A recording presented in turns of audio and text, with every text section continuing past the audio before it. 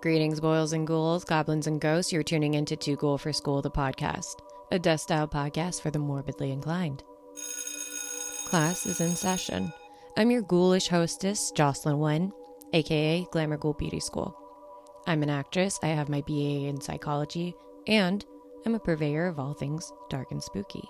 For this week's episode, we're going to keep it short and sweet. I don't know if any of you millennials remember scary stories to tell in the dark. The cover is a little different for this edition, but freaking awesome. Loved this as a kid. A little terrified of it, but I'm going to be doing a spooky reading of The Haunted House. One time, a preacher went to see if he could put a haunt to rest at a house in a settlement. The house had been haunted for 10 years. Several people had tried to stay there all night, but they would always get scared out by the haunt.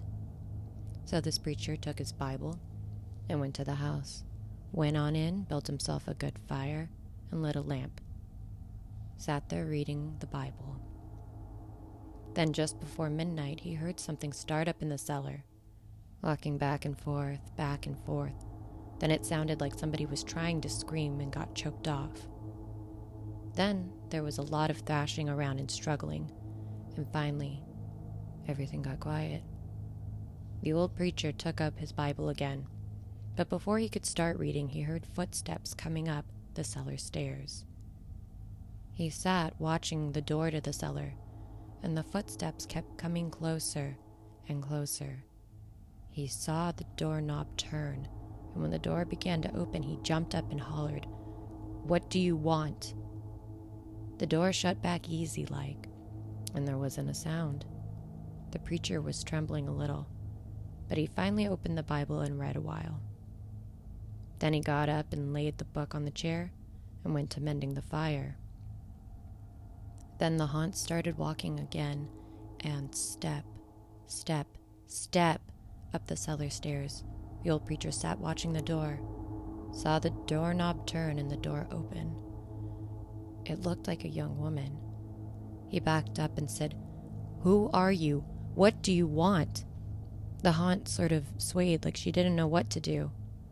Then she just faded out. The old preacher waited and waited, and when he didn't hear any more noises, he went over and shut the door. He was sweating and trembling all over, but he was a brave man, and he thought he would be able to see it through. So he turned his chair to where he could watch, and he sat down and waited. It wasn't long before he heard the haunt start up again, slowly. Step, step, step, step, closer and closer, step, step, and it was right at the door.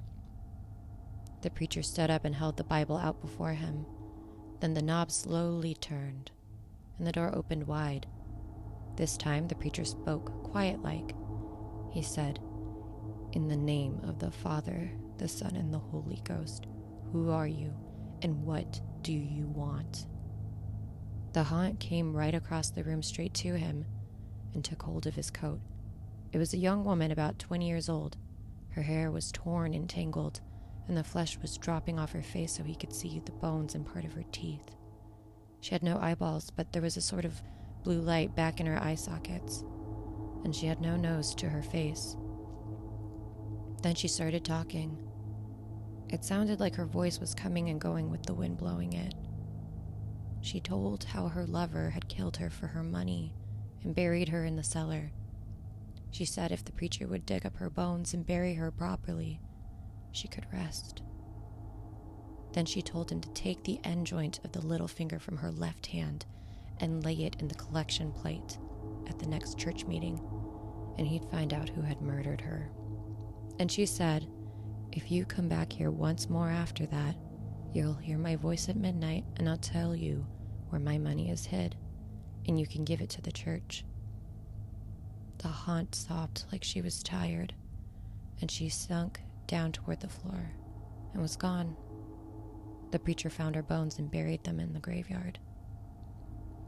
The next Sunday, the preacher put the finger bone in the collection plate, and when a certain man happened to touch it, it stuck to his hand. The man jumped up and rubbed and scraped and tore at the bone, trying to get it off. Then he went to screaming like he was going crazy. Well, he confessed to the murder, and they took him on to jail.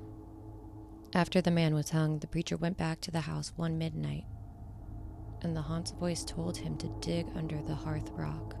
He did, and he found a big sack of money. And where that haunt had held on to his coat, the print of those bony fingers was burned right into the cloth. It never did come out. Cellar door. So creepy. Cellars are friggin' that and attics and garages. Can't handle it. It's really cool. They have like some annotated notes in the back. So for the haunted house, the tale of a person who is brave enough to spend a night in a haunted house and who is often rewarded for his bravery is told again and again around the world. There are many versions of the story, but the theme never changes. The haunted house was actually reported by Richard Chase in American Folk Tales and Songs. He collected it in Wise Country, Virginia, prior to 1956. Abridged slightly for clarity. Well, I hope you enjoyed this super quick episode. Comment, like, share, subscribe if you're so inclined. Thanks for sitting for a spell. Stay spooky, boils and ghouls, goblins and ghosts. Till next time. God, I read this through first with my husband, and I screamed because I was picturing just like a girl. When I turned the page, this is what was in my face. Oh my God.